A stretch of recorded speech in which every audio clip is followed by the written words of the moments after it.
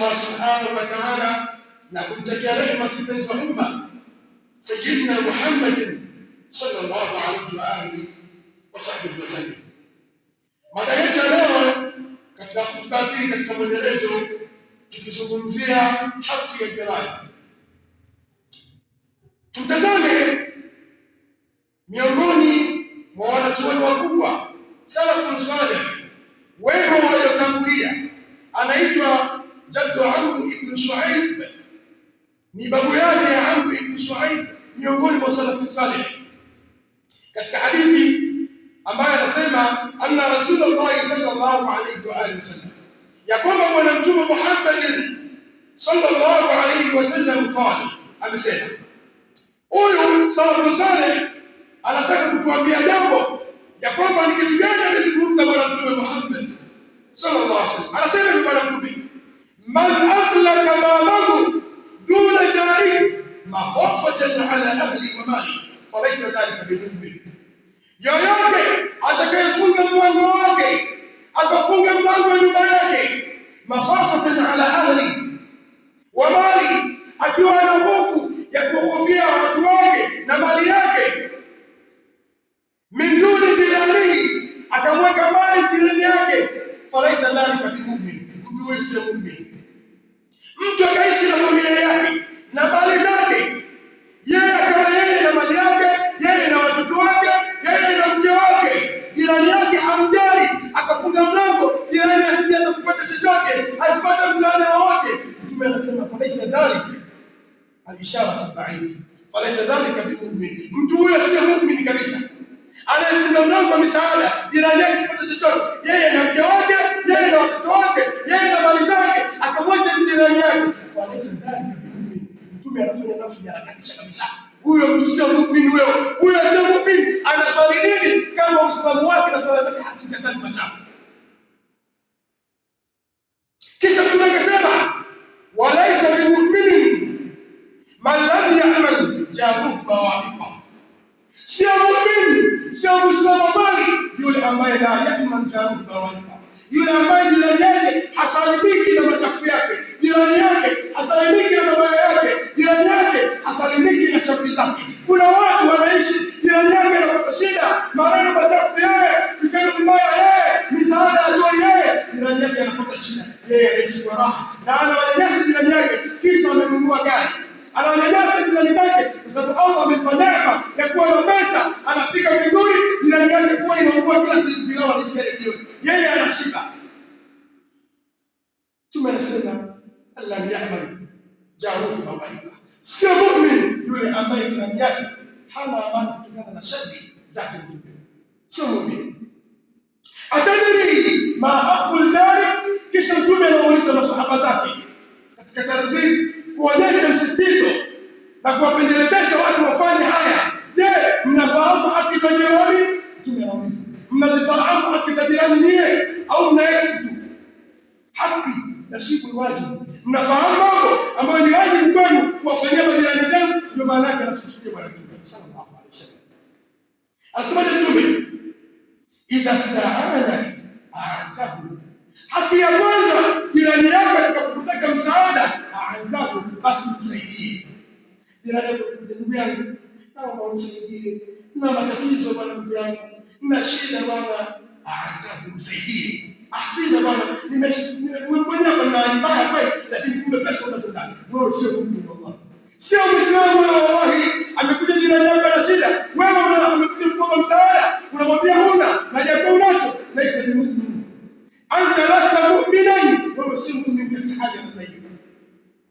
Wa idha istaqraba aqrabtahu, na wewe jirani yako haki yako nyingine, atakapokutaka mkopo basi mpe, akikukomba mkopeshe. Wa idha istaqraba aqrabtahu, atakapokutaka mkopo basi wewe mpe.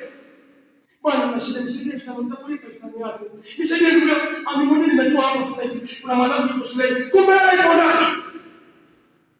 Mnasali jirani mtu wa kawaida, mnasali jirani mpaka Allah anataja ndani ya Qur'an, waljari bilqurba waljari bidun, fanyeni wema jirani watakula amani. Mnasali mchezo huu, ndio Uislamu. Al-Islam al-a'mal wal iman bil qulub Uislamu ni matendo, imani ni moyoni, lakini Uislamu ni matendo yaonekana. Wa idha istaqa wa'udta alayhi, na wewe jirani yako akiaga nyingine, atakapokuwa fakiri, atakapokuwa anahitaji kitu, udta alayhi, nenda wewe kwake, nenda kumsaidie, nenda kumfariji. Ndio haki ya jirani hiyo. Tunafanya yote, tunatambua majirani zetu wana shida mbalimbali, au tuna shida peke yetu nyumbani. Wa idha marida wa'udta, na haki nyingine ya jirani, atakapopata magonjwa, atakapoumwa jirani yako, ni lazima uweze kurejea. Tumeshaona jirani ni yupi, au ni Muislamu, au sio Muislamu, au ni Mkristo, au ni Yahudi, au ni Majusi mabumoto, au ni mulhid ambaye hamwamini Allah kabisa, ni lazima kurejea kama naomba. Hizi ndizo haki za jirani.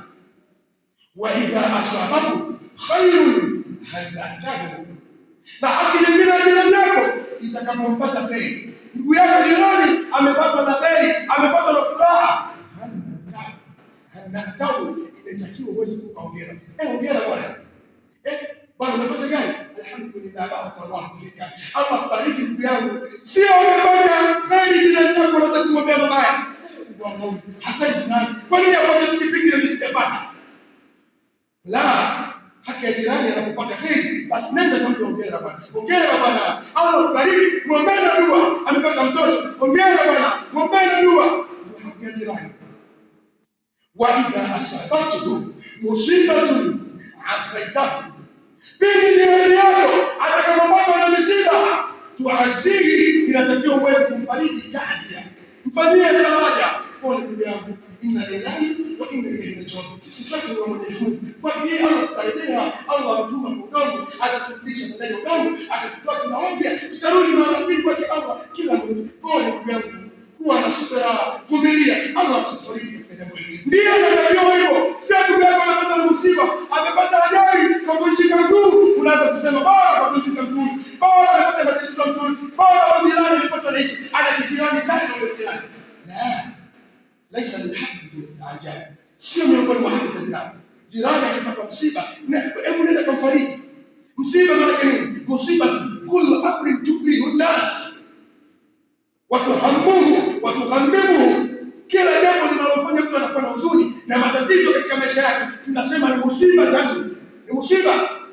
Leo vipi, kuna watu wanaondoka wanakufa, kuna watu wanapata ajali, kuna mtu anapata mtoto akafariki, kuna watu wanapata kufa mbalimbali, ndio anasema bora mtu asiwapo wakipata kunyanyasa. Na ukijiona katika nafsi yako zinakuja mambo kama hayo, utakuwa wewe imani hakuna katika nafsi.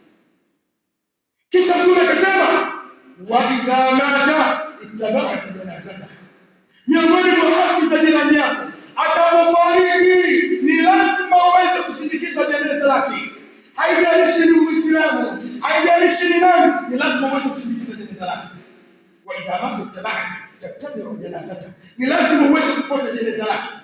Kafa ndugu yangu fulani leo nyumbani, hapana, msiba ni jambo zito, msiba ni jambo gumu, msiba ni jambo zito. Tazama wa Mtume Muhammad sallallahu alaihi wasallam, siku moja amekaa na masahaba zake, likapita jeneza, wakasema ya Rasulullah, lile jeneza ni la kafiri, sio la Muislamu. Ile jeneza ni la Mkristo. Yeye Mtume vipi? Mtume akasimama katika jeneza, ndio sunna kusimama katika jeneza.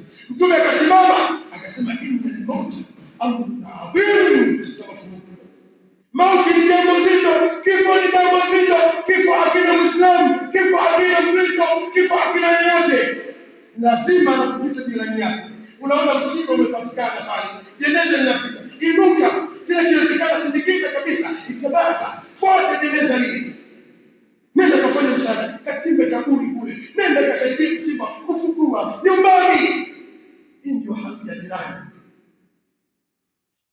Wala tastakimu alayhi bid'a. Tazama, tumesema katika mafuhumu ya Sheikh anasimulia, wala tastakimu alayhi bid'a, na wala yule jirani yako, la tastakimu alayhi bid'a, usimrefushie lengo, usimrefushie lengo. Maana nini?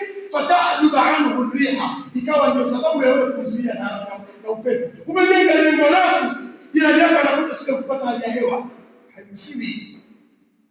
Haki ya jirani sana kiasi ya kwamba mpaka hiyo ndugu yako maskini mwenye kajumba kadogo atashinda kukuta hewa nzuri, atapata shida katika afya yake. Hata jirani mnasema mchezo ila ni ng'ombe ndugu yako nataka nipige ghorofa hapa, vipi hali yao itakaa vizuri na jenga tu jirani yako, hakuna shida. Kwa nini kuna matatizo hapa, hewa itakuwa nzito. Huu ndio Uislamu.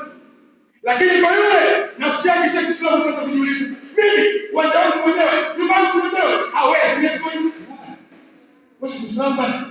Uislamu ndio huu. Wewe unasema utaweza kufuata bwana mtume kama unakuwa na swala tano tu ambazo zina maana, swala zingine maana kibao au matendo hakuna.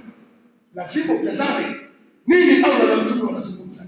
Kwa lazima usilafishe jengo ambalo itakuwa sababu tahdumu anhu riha, utamsababishia kukosa hewa nzuri, utamsababishia yeye kukosa amani katika nyumba yake. Kisha akasema wala tudhihi bikutahiri qadrik, na wala usimuudhi jirani yako bikutahiri qadrik, kwa harufu nzuri ya kile chungu chako ulichotenga jikoni. Umepika mayai shekhe, yanafanya hivi mayai, jirani yako wewe unadai unatambua jirani yako ni maskini, ni fukara, hawezi kubana tatende, na unapika vitu hivyo na harufu zile zinaingia kwake na wala hata mwangalia. Anapata shida jirani, Allah kibapilau hiyo. Mara mwisho kwa pilau kwa mkanisa niletewa msaada. Wewe na vigari vyako na vibali vyako unakula peke yako na familia yako. Ukumbuki majirani zako. Mali zako zina laana hizo. Hazina faida kama unakuwa na zako. Kisha akasema ila ataka salamu bila. Ukitaka kupata haki yake kwa sasa, ataka ifanyike mimi mshika. Mchotaji kidogo. Unapiga yai ile, mkatie mpelekee, mdulia kama yeye ndio mnaweka mtu wako. Mchotie bakuli la pilau, mpelekee. Tazama Abadhari, sahaba wa Mtume Muhammad, anasema alamani wa awsani habibi Rasulullah sallallahu alaihi wasallam. Mtume alinihusia, aliniambia, ninapokuwa ninapika mchuzi nyumbani kwangu, nikapika samaki, nikapika mboga yoyote, ule mchuzi ule nisile kile chakula chote mpaka nichote kidogo nimpelekee jirani yangu. Tazama Abadhari, sahaba wa Mtume Muhammad sallallahu alaihi wasallam. Leo tunafanya hayo. Wewe ukijiona kama unafanya na kila siku unapata kiburi kwenye nafsi, wewe na shetani baba na ndugu wako. Hakuna faida. Kisha akasema wa ila sharaita fakihatan. Na pili utakununua matunda wewe. Umenunua matunda usokoni umepinai. Fahila. Mpelekee hata zawadi hata moja tu. Fa ila mtafali, kama utampelekea fa ilzilha sirran, basi ingize ndani kwa siri asiaone. Kuna kitu kama mtu yako anaona jirani yangu anasema tunao kanuni chaki baada ya mambizi kama sisi wengine hatuna hata mambizi kwa mara mshikili wala yakhruja biha wala liyahifa biha wala. Na wala unapokuwa unapiga matunda nyumbani kwako, hakikisha mtoto hatokinao nje ile tunda lako, hakikisha mtoto hatokinao nje. Kwa sababu gani? Liyahifa biha wala isikapelekea sababu yule mtoto wako akapita ile njia ya yule mtoto wa jirani yako ambaye ni fukara, akamuonyesha angalia tu ndani ya nini yule mtoto atakuwa shida, anatamani ile tu. Ni matatizo katika Uislamu. Tunafanya haya, wallahi tunafanya katika maisha yetu haya, au tunaishi kama wanyama. Unaishi na familia yako, unawaza maisha yako tu, uwazime jirani.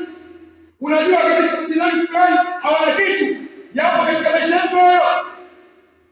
Mtume akamaliza kwa kukata kabisa mzizi wa fitna, akasema almu'min, muumini wa kweli yule anasema mimi nimeamini, nimemwamini Allah, nimemwamini malaika zake, nimeamini vitabu vyake, nimeamini mitume yake, nimeamini siku ya mwisho, nimeamini qadar khair na shari zote. Wewe kama kweli muumini, man amina nas, muumini wa kweli ni yule ambaye watu wameamini kutokana na hii. Watu wamemwamini mtu huyo.